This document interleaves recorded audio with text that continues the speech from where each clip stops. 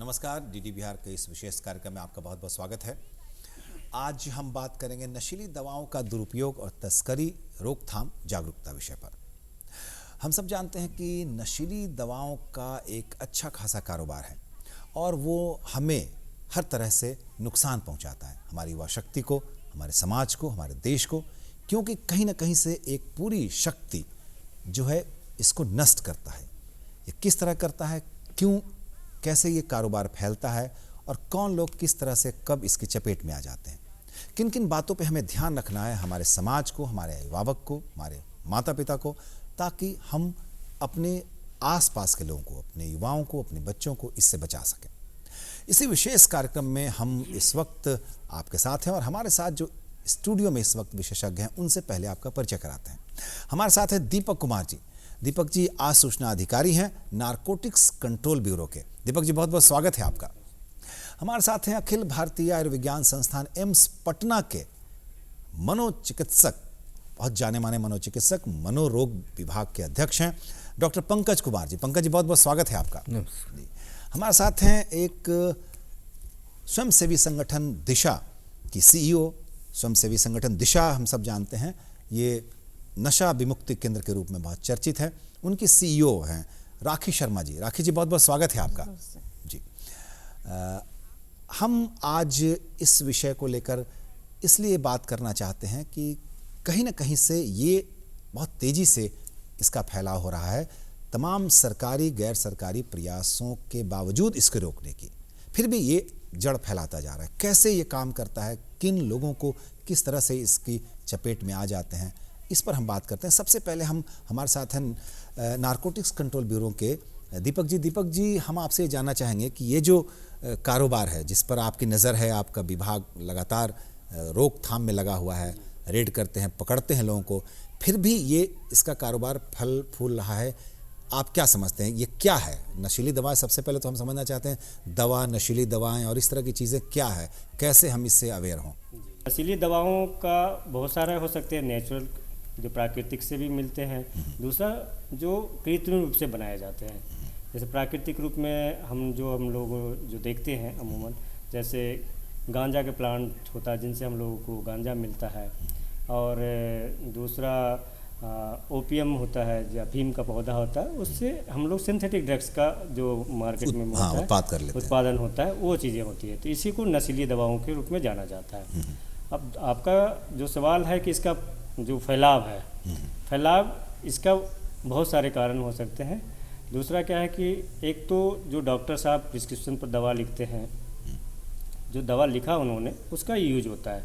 अब उसी दवा का मिसयूज होता है। कहने का मतलब अगर जितना क्वांटिटी में उनको लेना था, जितने ग्राम में उनको सेवन करना था, उससे ज़्यादा मात्रा में आपने उसको यूज किया, तो आप उसका गलत मिसयूज में चले गए, और मिसयूज करते करते आप उसका एडिक्शन हो जाता है, आदत के शिकार में चले जाते हैं। जब आदत के शिकार में जब चले जाएंगे तो आप उसके ऊपर डिपेंडेंसी चले जाएंगे, फिर वो चीज़ें आपको आपके बस में नहीं रहती है। उसके साथ साथ में अब इसका जो कारोबार जो चलता है, कारोबार इस तरह चलता है कि जो ड्रग्स है जो मार्केट में प्राकृतिक या सिंथेटिक रूप में आते हैं, वो गवर्नमेंट उनको अलाउ नहीं करती है, और ये चोरी छुपे तस्करी होता है। तो तस्करी होने का और भी कारण इसमें है। दूसरा है कि इजी मनी, आसानी से पैसे इसमें मिल जाते हैं, तो इस वजह से ये फैलाव होता है। चलिए हम भी इस विषय पर और बात करेंगे, लेकिन डॉक्टर साहब से समझते हैं। डॉक्टर साहब, इसी सवाल को अगर हम आपके समक्ष रखें कि आखिर ये ड्रग, ये जो नशीली दवाएं हैं वो, और कैसे इसका फैलाव है, कैसे असर करता है हमारे ऊपर? नशा मानव सभ्यता के समय से किसी न किसी रूप में हमारे सामाजिक जीवन में हिस्सा रही है जी।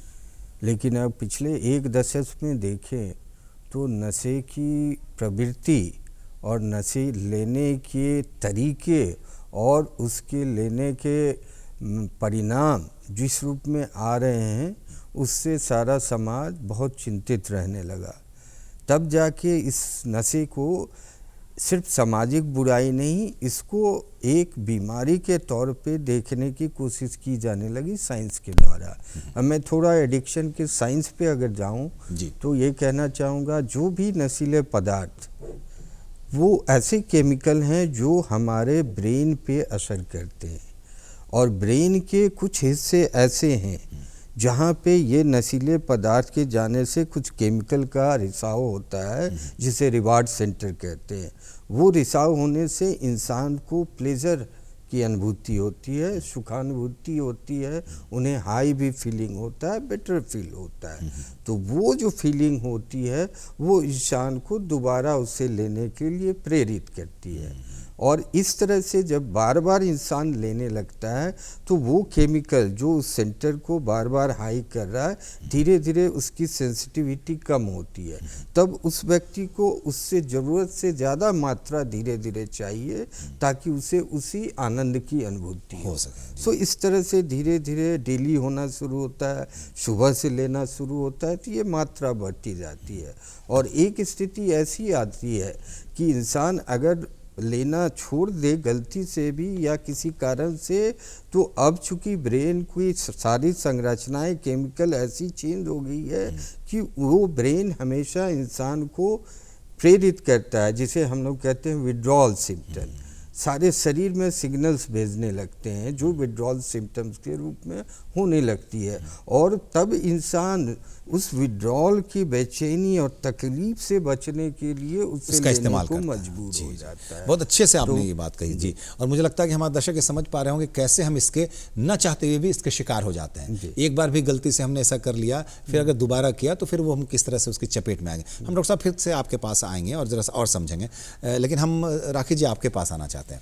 इसके शिकार जब आपके पास आते हैं तो फिर किस तरह से आप उनको ठीक करने की प्रक्रिया अपनाते हैं और कैसा आपका रिस्पांस रहता है, किस तरह की आपको सफलता मिलती है? देखिए, मरीज जो भी नशा करते हैं वो या तो अपनी मर्ज़ी से आते हैं, मर्ज़ी थोड़ा लेट आती है क्योंकि जैसा डॉक्टर साहब ने बताया कि कंटिन्यूस लेने से बॉडी डिमांड हो जाता है। बॉडी डिमांड का रेजिस्टेंस जो है वो धीरे धीरे बढ़ता जाता है। अभी जो एक ले रहा था वो 10, 15, 50 टैबलेट्स तक वो अब्यूज़ करता है और उसका बॉडी उसको अलाउ करता है। हम और आप अगर एक टैबलेट या 2 टैबलेट लेंगे तो शायद ओवरडोज हो जाएगा, लेकिन वो जो ओवरडोज होता है वो कंसिस्टेंटली लेने के कारण बॉडी में वो आ जाती है। उसको जब वो छोड़ेगा तो जैसा डॉक्टर साहब ने कहा कि वो उसको विड्रॉल होंगे, और विड्रॉल इतने सीवियर होते हैं कि पेशेंट खुद से हैंडल नहीं कर सकते और उस समय वो वायलेंट हो सकते हैं, अपने आप को हार्म करते हैं। बहुत बार ऐसे मरीज के हाथ हर जगह से कटे हुए रहते हैं, उस तरह के वो मतलब विड्रॉल को नहीं जब कंट्रोल कर पाते तो वैसे में वो जाके और ज़्यादा सब्सटेंस अब्यूज़ करते हैं। अगर वो छोड़ना चाहते हैं तो अपनी मर्ज़ी से जब आते हैं, तो हमारे यहाँ जब आते हैं तो हम उनको कम्प्लीटली स्टॉप कराते हैं, मतलब उनको कोई और जो एडिक्शन कर रहे थे वैसी कोई एडिक्शन उन्हें वहाँ नहीं दी जाएगी। तो बॉडी ऑब्वियसली विड्रॉल में जाएगा। तो जब विड्रॉल में जाता है तो साइकेट्रिक मेडिसिन जो होते हैं वो यूज़ करते हैं ताकि वो कंपोज रहे और उसका विड्रॉल कम हो, और धीरे धीरे मेडिसिन जो है वो टेपर हो जाती है एज पर साइकेट्रिस्ट। इसके अलावा उनको काउंसलिंग दी जाती है, उनके बिहेवियर मॉडिफिकेशन पे वर्क किया जाता है, उनको मतलब योगा ये सब चीज़ें जैसे जैसे उनके बॉडी नॉर्मल होते हैं उस तरह से उनको एक्टिविटीज़ में इन्वॉल्व किया जाता है। उनसे जाना जाता है कि क्या कारण है, वो क्यों ले रहे हैं, और वो सपोर्ट सिस्टम उनके फैमिली मीटिंग, फैमिली काउंसलिंग के द्वारा भी पता चलती है क्या उसका कारण रहा है, क्यों वो नशा ले रहा है। कभी कभी वो स्ट्रेस के कारण ले रहा है, कभी वो, जैसे एक केस मुझे याद आ रहा है कि बिहार में अधिकतर पेरेंट्स जो हैं वो बच्चे सोचते हैं या तो डॉक्टर्स बन जाए या इंजीनियर बन जाए। तो एक केस था कि उसके फादर ने उसको इंजीनियरिंग के लिए पुणे भेजा, और वो बच्चे का IQ था ही नहीं इंजीनियरिंग का, लेकिन वो स्ट्रेस में था, और वहाँ जाके उसके फादर ने कभी जाके पता भी नहीं किया कि वो क्लासेस कर रहा है या नहीं कर रहा है। तो उसमें क्या हुआ कि पेरेंट्स उसको पैसे दिए जा रहे हैं और वो पैसा वो जाके ड्रग्स में यूज़ कर रहा है। वो फुल ब्रोन एडिक्शन में चला गया। जब उसका 3rd ईयर का जब सेमेस्टर से कॉलेज से उसके फादर को आया नोटिस कि you have to come and meet, जब उसके फादर वहाँ गए तो उन्हें पता चला कि उसका बच्चा कॉलेज जा ही नहीं रहा था। तो वहाँ से जब उसको विड्रॉ करके लाए तब उसको यहाँ ला के हमारे यहाँ एडमिट किया। बट जब एडमिट में और काउंसलिंग में जब बातें आई तो फैमिली यही ज़्यादा कंसर्न थी कि तुमने एक सेमेस्टर तो पास किया होगा। They were not ready to analyse कि वो बच्चा का IQ था नहीं और वो इंजीनियरिंग कर नहीं सकता था, but he could not express this feeling to the parents, इसलिए वो प्रेशर में आके वो चला गया। तो ये चीज़ बहुत ज़रूरी है पेरेंट्स को भी एट टाइम्स कि वो समझें कि बच्चे में क्या ज़रूरत है, क्या नीड है, उसके फ्रेंड सर्कल कैसे हैं, उसके बिहेवियर अगर चेंजेस होते हैं तो उसको आइडेंटिफाई करें। एंड और फ्रेंड्स के भी पेरेंट्स से उनके इंटरेक्शन होने चाहिए ताकि बच्चा अगर जा रहा है या किसी गलत रास्ते पे है तो उन्हें तुरंत आइडेंटिफाई करें, क्योंकि अगर एडिक्शन लॉन्ग टर्म में चला जाता है तो फिर उसको रिकवर करना बहुत मुश्किल होता है। और एक जो बहुत महत्वपूर्ण बात कही ना आपने दवाओं में, तो दवाओं के अतिरिक्त और भी कोई संगति या इस तरह संगति कोई तो बहुत ज़्यादा है, पीयर प्रेशर भी बहुत ज़्यादा है, फैड एंड फैशन है। कभी कभी बच्चे पीयर प्रेशर में ही अधिकतर, ये अब अगर आप केस स्टडी करते हैं तो अधिकतर मेजर कॉज पीयर प्रेशर होता है कि बच्चे दबाव के कारण, अब जैसे यहाँ से अगर बड़े शहर में जा रहे हैं वहाँ पे अलग एनवायरनमेंट है, बच्चे उस एनवायरनमेंट से एक तो टोटल फ्रीडम मिल जाता है, उसके बाद उस एनवायरनमेंट में अगर नहीं प्रेशर में नहीं बर्दाश्त करते तो वो जाके वो संगत में चले जाते हैं। दीपक जी आपके पास आना चाहेंगे, ये तो है कि चलिए जो चीज़ें उपलब्ध हैं वो मिल रही हैं, ठीक है, वो उसका दुरुपयोग हो रहा है, लेकिन कुछ ऐसी चीज़ें हैं जो प्रतिबंधित है, उनका मार्केट में सहज रूप से मिलना मुश्किल है, लेकिन उसकी भी तस्करी हो रही है, कारोबार हो रहा है। तो ये जो है वो उसका क्या है ताना बाना, क्या विभाग इन चीज़ों को रोकने के लिए या फिर उसको सिर्फ रोकथाम के लिए काम कर रहा है या सिर्फ रेड करके उसको पकड़ने के लिए करता है, कैसे काम करता है, क्यों ये उपलब्ध है मार्केट में जो चीज़ें आसानी से नहीं है? जी, जैसे जो चीज़ें आसानी से उपलब्ध नहीं है, अब जैसे क्या चीज़ें आसानी से उपलब्ध नहीं है, जी। सिंपल सी एग्जांपल है, आप ले लीजिए एक इंजेक्शन आता है मॉर्फिन का, जैसे डॉक्टर साहब को भी पता होगा या जो इस पेशे से जुड़े हैं उनको आइडिया होगा।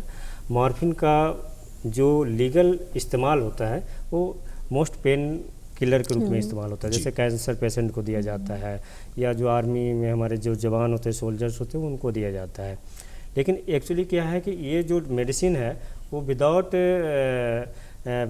परमिशन और अथॉरिटी के नहीं मिलता है, लेकिन फिर भी वो मार्केट में सेल होता है, मतलब उसका स्मगलिंग करते हैं लोग। तो वो सिर्फ पैसे के वजह से, इजी मनी के वजह से मार्केट में आते हैं, ठीक है। तो और भी बहुत सारे ड्रग्स हैं, जैसे आप कफ सिरप में ले लीजिए, कफ सिरप का जो मार्केट है वो मार्केट में उसका रेट करीब 90 to 100 रुपीज़ होता है, लेकिन उसको स्मगलिंग करने में हमें 300-400 रुपीज़ मिलता है। तो पैसे काफ़ी मात्रा में होने की वजह से स्मगलिंग होता है। जहाँ तक रोकथाम का है, जो भी हमारे पास इन्फॉर्मेशन आते हैं जिस तरह का, जहाँ से ये प्रोडक्शन होता है या जहाँ से ये सप्लाई चेन होता है, उसको हम लोग रोकने की कोशिश करते हैं और उसको पूरी तरह नष्ट करने की कोशिश करते हैं जी। और इसके साथ साथ हम लोग क्या करते हैं, एनसीबी का जो नोडल एजेंसी होने के नाते इनका काम क्या होता है, जो भी ड्रग्स से रिलेटेड इन्फोर्समेंट एजेंसियां हैं, कारण कि हमारे साथ साथ 7 और एजेंसियां हैं जो इस एक्ट पर वर्क करते हैं, जैसे पुलिस के डिपार्टमेंट हो गया, एक्साइज के डिपार्टमेंट हो गया, स्टेट एक्साइज के होंगे, उसके बाद ड्रग इंस्पेक्टर्स होते हैं, उनको भी हम लोग अवेयर करते हैं, उनको ट्रेन करते हैं, उनको कोऑर्डिनेट करते हैं कि ताकि एक आदमी मिलके इसको सोसाइटी इस सिस्टम को रोक नहीं सकते, तो सभी मिलके हम लोग उसको रोकथाम के लिए कार्रवाई करते रहते हैं लगातार। ये तो हुआ कानूनी पक्ष, किस तरह से आप उसको रोकथाम कर सकते हैं, करते हैं। डॉक्टर साहब आपके पास आना चाहेंगे, बहुत महत्वपूर्ण बात है, क्योंकि ये ठीक है, ये लगता है कि ये मामला व्यक्तिगत है, लेकिन ये पूरी सोसाइटी का मामला है। अगर एक भी प्रतिभाशाली बच्चा जो कल को बहुत अपनी प्रतिभा से देश को, समाज को योगदान कर सकता है, वो अगर इस तरह की दवाओं का शिकार हो गया, जिसको हम नशीली दवा कहते हैं, ड्रग्स का शिकार हो गया और उसने अपनी प्रतिभा उसकी क्षीण हो गई, ख़त्म हो गई, तो ये कहीं ना कहीं से देश का नुकसान है, समाज का नुकसान है, राष्ट्र का नुकसान है, सिर्फ व्यक्ति और परिवार का नुकसान नहीं है। तो इस लिहाज से मानसिक जो क्षमता होती है किसी की, ये क्यों, किन परिस्थितियों में, हालांकि ये सवाल मैंने अभी राकेश जी से किया था, लेकिन फिर आपसे करना चाहता हूं कि किन परिस्थितियों में लोग इन चीज़ों के प्रति उन्मुख हो जाते हैं कि हमें दवा, इस तरह की नशीली दवाओं का सेवन करना है, इन कौन सी परिस्थिति है जिस पर हमारे अभिभावक को, हमारे आसपास के लोगों को, पेरेंट्स को ध्यान रखना चाहिए ताकि इस पर ऐसे लक्षण दिखे या ऐसे कोई स्थितियाँ ना हो दवाओं को छोड़ के? जी संक्षेप में राखी जी ने भी उस पर प्रकाश डाला था। जी। तो मैं भी ये कहना चाहूँगा कि एक तो सबसे इम्पोर्टेंट चीज़ होती है कि पीयर प्रेशर, जो बार बार बात कर रही है, पीयर प्रेशर को एज सच प्रेशर के तौर पे ना देखा जाए, which is a physical enforce pressure on somebody. Pressure का मतलब ये है, हम जो युवा होते हैं, खासकर किशोरावस्था, एडोलेसेंट पीरियड, तो उस समय हमारी नियति, हमारे ब्रेन का डेवलपमेंट लेवल होता है। तो हम चीज़ें जो भी आसपास हैं उसको एक्सप्लोर करना, उसको एक्सपेरिमेंट करने की प्रवृत्ति ज़्यादा होती है जी। ज़्यादा होती है। Curiosity तो अगर हमारे जैसे ही कुछ साथी ऐसा कर रहे हैं तो हम नेचुरल उस तरफ प्रवृत्त होते हैं, और वो प्रवृत्ति फिर आगे चल के हमें ये लगती है। नंबर 2 चीज़ जो एक और है कि आजकल युवाओं में ये चीज़ है, चूँकि अगर आपको ग्रुप से आइडेंटिफाई होना है, आपको या आपको लार्जर लोगों के बीच में अपनी पहचान रखनी है, तो वो एक है कि ये सब रोल मॉडल्स जो हमारे सोसाइटी में हैं, चाहे वो बड़े फिल्म स्टार हों, मूवीज हों या अदर तरह के ग्लैमर्स, तो रोल मॉडल्स जो दिखाए जा रहे हैं वो रोल मॉडल्स भी हमारे युवाओं और नवयुवकों को इस प्रवृत्ति के तरफ आकर्षित आगे ले जाते हैं। जी जी बिल्कुल, बहुत सही बात कर रहे हैं आप जी। तीसरी चीज़ होती है कि ऐसे बच्चे, युवा खासकर, जिनके घर में, परिवार में या जिसके आसपास के समाज में इस तरह की नशा की प्रवृत्ति ज़्यादा है, तो वो उस परिवार समाज में बहुत अच्छे ढंग से एक्सेप्टेड रहता है। तो लोगों को भी अगर शुरुआत में ले भी रहे हैं तो उस तरह की उनको नाराज़गी या उससे बचाव की कोई कोशिश नहीं होती है। तो वो एक चीज़ और होती है। और सबसे इम्पॉर्टेंट चीज़ है, जो ऐसे बच्चे या नौजवान या बड़े लोग भी जो मानसिक तौर पे उतने स्वस्थ नहीं हैं, जब मैं कह रहा हूँ स्वस्थ नहीं है मतलब उनमें बहुत जल्दी स्ट्रेस में आने की, तनाव में आने की, प्रॉब्लम्स को सॉल्व करने की, कोप करने की कैपेसिटी नहीं होती है। तो ये जो नशा है टेम्पररी उनको उन तनाव से सारा मुक्ति दिलाती है। तो वो भी एक इम्पॉर्टेंट इंसेंटिव होता है। तो ये सब तमाम मुख्य कारण हैं जो आदमी को शुरुआत में प्रेरित करता है, बाद में फिर उसके शिकार हो जाते हैं। जी जी राखी जी, आपके पास फिर से आना चाहते हैं कि ये जो आप अपने सेंटर पे काम करते हैं, तो उसमें क्या लगता है किन परिस्थिति के, किन आर्थिक पृष्ठभूमि के या किस सेक्टर के लोग ज़्यादा आते हैं, ज़्यादा प्रभावित हो जाते हैं, और फिर किन लोगों में क्यूरेशन जो आती है वो कैसे, किन किन लोगों में कुछ अंतर है, क्या आपकी फाइंडिंग्स है? देखिए, क्योंकि मैं विगत 22 सालों से इस फील्ड में वर्क कर रही हूँ, तो हम लोग हर सेक्टर के लोग का इलाज करते हैं। जैसे अल्ट्रा पुअर जो बिल्कुल जिनको हम कहेंगे कि बिल्कुल ही उनके पास खाने पीने की भी नहीं है, तो वैसे बच्चे जो अधिकतर आप स्ट्रीट पे देखते हैं या स्टेशंस या इस तरह के एरिया में देखते हैं, उनमें अधिकतर वाइटनर या सुलेशन वो कहते हैं, ग्लू लगाने का जो होता है उसको वो स्निफ करते हैं। उसके बहुत से कारण होते हैं। उनकी जो स्टडी है उसमें यही बताया जाता है कि बच्चे को कभी कभी भूख लगती है, उसे भूख बर्दाश्त करनी होती है, तो वो इन ऑर्डर टू उसको भूख को ख़त्म करने के लिए वो नशा का सहारा लेता है। कभी कभी नींद की प्रॉब्लम होती है, स्टेशन पे रहते हैं, आवाज़ें बहुत आती हैं, उसके लिए वो लेते हैं। कभी कभी जैसा पीयर प्रेशर में होता है कि बड़े बच्चे जो हैं वो छोटे बच्चे को सबड्यूट करते हैं, उसके कारण वो उसे सिखा देते हैं, उनके पैसे छीन लिए जाते हैं जो भी वो डेली में कमाते हैं। तो ये तो अल्ट्रा पुअर जो हैं उनके बच्चों का इस तरह का सिचुएशन रहता है।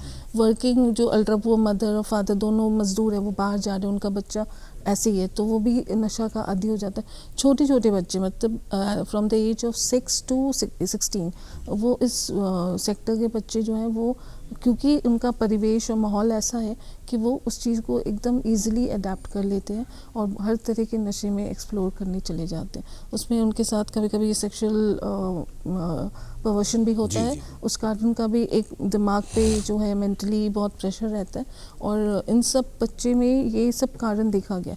इसके बाद हम आते हैं जो मिडिल क्लास होते हैं, जो कि बहुत ज़्यादा एक्सपेंसिव ड्रग्स नहीं अब्यूज़ कर सकते, तो वो इस तरह के ड्रग्स को यूज़ करते हैं जो उनको सूदिंग इफेक्ट दे और उनके पॉकेट भी अफोर्ड कर सके, क्योंकि पेरेंट से उतने पैसे नहीं मिलते हैं वैसे ड्रग्स अब्यूज़ करने के लिए। तो वैसे अभी जैसे अल्कोहल, प्री अल्कोहल जब मैं काम कर रही थी, मतलब विगत इफ़ आई से इन ऑलमोस्ट 10-15 ईयर्स बैक, तो हमारे पास केसेस ड्रग्स के आते थे, बट बीच में एक ट्रेंड हो गया कि अधिकतर जो है वो अल्कोहल के केसेस ही आते थे। ड्रग्स एकदम मार्केट से बाहर जा चुका था। लेकिन पोस्ट अल्कोहल जो अभी अल्कोहल बैन हमारे स्टेट में हुआ है, तब से फिर ये ड्रग्स और इस तरह की चीज़ें Trends जो बढ़ है, हाँ, रही हैं, ये जी। ट्रेंड्स बढ़ गए हैं।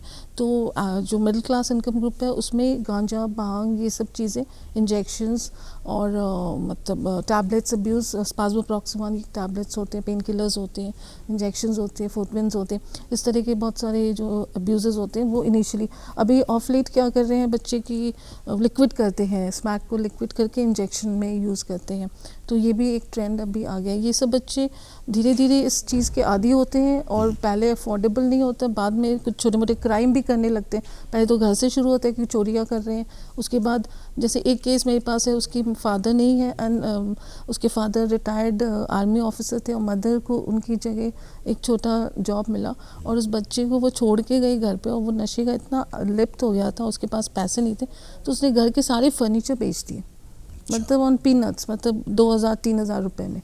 उसकी मदर जब आई तो वो एकदम शॉक में चली गई, उसको स्ट्रेस हो गया कि ऐसा भी कर सकता है उसका बच्चा। तो इस तरह के नशे में, इस तरह के लिप्त होने के कारण बच्चे इस तरह का कुछ भी कर सकते हैं। बहुत बार पेटी क्राइम करते हैं या फिर क्राइम में ज़्यादा इन्वॉल्व हो जाते हैं तो लार्जर क्राइम्स में चले जाते हैं। और पीयर प्रेशर जो मेरे एनालिसिस में आता है वो ये आता है कि अगर कोई बच्चा नशा कर रहा है तो उसका जो ग्रुप उसको है वो उसको नशे से बाहर निकलने नहीं देता है। इस तरह के केसेस भी हमारे पास आए हैं जहाँ पे मदर ने ट्रीटमेंट कराया अपने बड़े बच्चे को, क्योंकि उसके मोहल्ले में हर बच्चे नशा कर रहे थे, तो वो बेचारी किसी तरह से अपने बड़े बच्चे को ट्रीटमेंट में लाया।